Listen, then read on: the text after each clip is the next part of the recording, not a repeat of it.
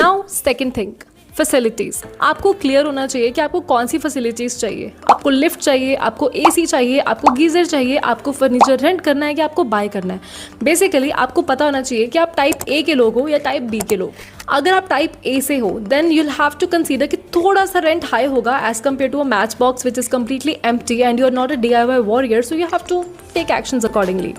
And वही अगर आपको लग रहा है कि आप एक खाली घर लेके आप उसमें फर्नीचर अफोर्डेबल रेट्स पे ऐड कर सकते हो, और if you already have some furniture then you can go ahead with that.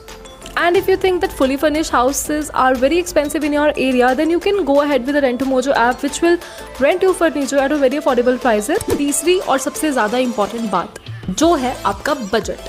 अब आपको चादर देखकर पैर पसारने हैं। अगर तो आपका बजट ज़्यादा है तो वेल एंड गुड, बट आपको इस बात का ध्यान रखना है कि जो आपका घर है वो आपके बजट के अकॉर्डिंग हो।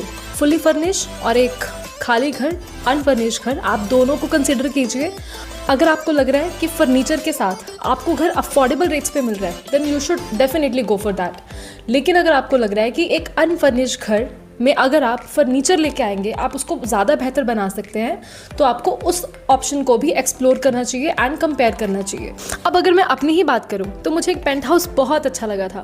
उस पेंट हाउस के रेंट में और मेरे इस घर के रेंट में कुछ ज़्यादा डिफरेंस नहीं था, but I had to consider additional charges as well, जैसे कि electricity, wifi, gas connection which is extremely important because in a completely different city आप एक खुद के नाम पे गैस कनेक्शन तो इशू नहीं करवाना चाहोगे। तो अगर हम इन सब